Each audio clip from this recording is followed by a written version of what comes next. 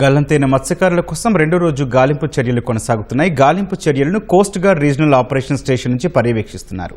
మరింత సమాచారం మా ప్రతినిధి కృష్ణమనాయుడు విశాఖ నుంచి ప్రత్యక్ష ప్రసారం ద్వారా అందిస్తారు.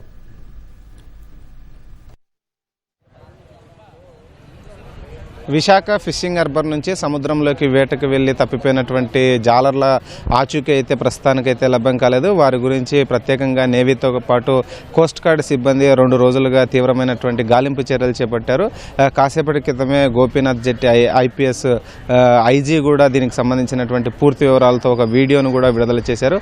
వారికి సంబంధించినటువంటి ఆచూకీ కోసం మొత్తం 6 మందికి సంబంధించినటువంటి ఆచూకీ కోసం పూర్తి స్థాయిలో నేవీతో పాటు ఇటు కోస్ట్ గార్డ్ సిబ్బంది కూడా నిరంతరం గాలింపు చర్యలు అయితే చేపడుతున్నాయని కూడా వెల్లడించారు. ముఖ్యంగా నేవీకి సంబంధించినటువంటి 2 షిప్పులు, అటు కోస్ట్ గార్డ్కి సంబంధించినటువంటి 2 షిప్పులతో పాటు మరో 2 హెలికాప్టర్లతో ఈ యొక్క గాలింపు రెస్క్యూ అయితే చేస్తున్నట్లు చెప్పారు.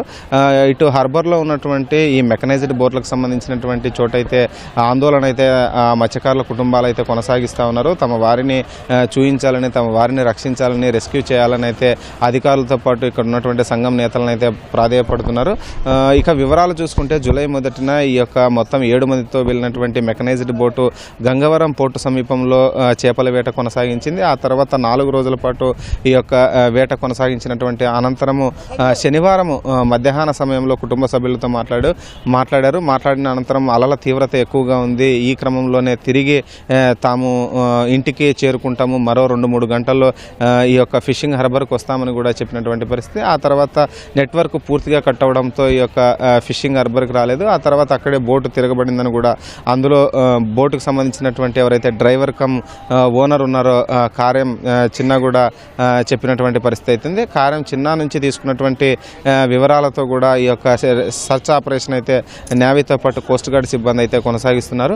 ఇటు మధ్యాహ్న సమయంలో తమకు న్యాయం చేయాలని కూడా ఇక్కడే ఫిషరీస్కి సంబంధించినటువంటి సంబంధిత కార్యాలయం దగ్గర కూడా ఈ యొక్క కుటుంబాల ఆందోళన చేసినటువంటి పరిస్థితి అయితే ఉంది. ఆ తర్వాత అక్కడికి ఆర్డీఓ చేరుకోవడము, వారికి ఈ యొక్క రెస్క్యూ ఆపరేషన్ గురించి పూర్తి స్థాయిలో వివరించడము, ప్రతి 2 గంటలకోసారి బులెటిన్ కూడా విడుదల చేస్తామని హామీ ఇవ్వడంతో వారు కూడా ఆందోళన విరమించారు.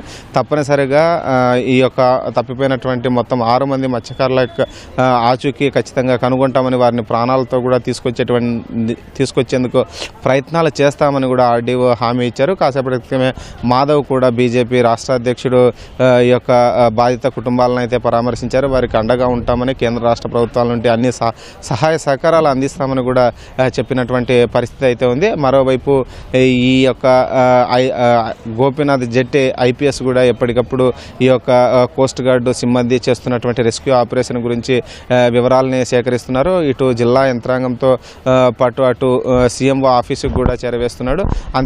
అంతేకాకుండా ముఖ్యంగా ఆర్టీజీఎస్ ద్వారా, రియల్ టైం గవర్నెన్స్ ద్వారా ఎప్పటికప్పుడు సమాచారాన్ని అయితే తీసుకుని అయితే ఇక్కడ మత్స్యకార కుటుంబాలను కూడా అందించేందుకు అన్ని ఏర్పాట్లు చేశారు. రెవెన్యూ సిబ్బంది కూడా వారికి సంబంధించినటువంటి తాలూకా వివరాలను కూడా సేకరించారు.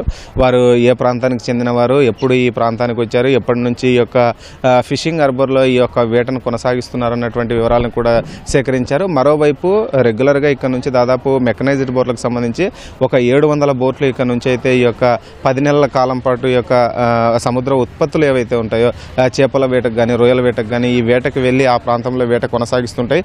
దాదాపు 10 నాటికల్ మైళ్ళ దూరంలో ఈ బోటు ప్రమాదానికి గురైనటువంటి బోటు వెళ్ళిందని కూడా మనకైతే తెలుస్తోంది. ఆ 10 నాటికల్ మైళ్ళ దూరంలోనే ఈ యొక్క ఘటన జరగడంతో ఆ ప్రాంతంలోనే చుట్టుపక్కల కూడా కోస్ట్ గార్డు సిబ్బంది కూడా పెద్ద ఎత్తున గాలింపు చర్యలు అయితే చేపట్టారు. మరోవైపు ఇందుకు ఆ బోట్లో ఉన్నటువంటి జీపీఎస్ కూడా దాన్ని కూడా ట్రాక్ చేశారు. ఎక్కడ ఆ ఘటన జరిగింది, ఎలా జరిగిన దానిపైన కూడా పూర్తి స్థాయిలో వివరాలు అయితే ఈ పోలీసులతో పాటు రెవెన్యూ సిబ్బంది ఆరా తీస్తున్నారు. మరోవైపు సమీపంలో ఉన్నటువంటి పోర్టులకు కూడా ఈ తప్పిపోయినటువంటి సమాచారం ఇచ్చారు. ఈ విశాఖపట్నం పోర్టుకు సంబంధించినటువంటి మత్స్యకారులు ఏమైనా ఆ వైపుకు కొట్టుకొని వచ్చినా లేదా వారు ఆ ప్రాంతానికి వచ్చినా కూడా వెంటనే సమాచారాన్ని ఇవ్వాలని కూడా కూడా తెలిపారు. మరోవైపు ఇటువైపు నుండి వెళ్తున్నటువంటి మెకనైజ్డ్ బోట్లో ఎవరైతే ఈ వేట కొనసాగిస్తుంటారో వారికి కూడా కనిపిస్తే వెంటనే వాకీ టాకులతో పాటు వారి దగ్గర ఉన్నటువంటి మొబైల్ ఫోన్ల ద్వారా ఇక్కడ ఉన్నటువంటి ఫిషింగ్ హార్బర్లో ఉన్నటువంటి మత్స్యశాఖ కూడా తెలియజేయాలంటున్నారు. మరోవైపు సముద్రంలో కూడా ఎక్కువగా అధిక తీవ్రతతో గాలులు ఉన్నాయి.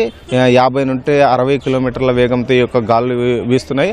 అంతేకాకుండా సముద్రంలో అలల తీవ్రత కూడా అధికంగా ఉంది. వాయుగుండం ఏర్పడడంతో ఈ యొక్క అలల తీవ్రత అధికంగా పెరిగింది. 4 నుంచి 5 మీటర్ల ఎత్తుకి ఈ యొక్క సముద్రంలో అలలు అయితే వస్తున్నాయి. ఈ క్రమంలోనే కొంత కోస్ట్ గార్డుతో పాటు నేవీ సిబ్బంది చేసేటువంటి ఆపరేషన్లో కూడా కొంత అయితే ఇబ్బందులు తలెత్తుతున్నాయి. అయినప్పటికీ కూడా ఆపరేషన్ ఎక్కడ ఆపే ప్రసక్తి లేదని ఈ యొక్క మత్స్యకారులందరికీ కాపాడేందుకు పూర్తి స్థాయిలో ప్రయత్నిస్తామని కూడా ఇప్పటికే గోపీనాథ్ జెట్టి చెప్పారు. ఇది ఇక్కడ ఉన్నటువంటి తాజా పరిస్థితి. కెమెరామెన్ నరేష్తో కృష్ణమనాయుడు, ఈటీవీ న్యూస్, విశాఖపట్నం నుంచి. ధన్యవాదాలు కృష్ణమనాయుడు.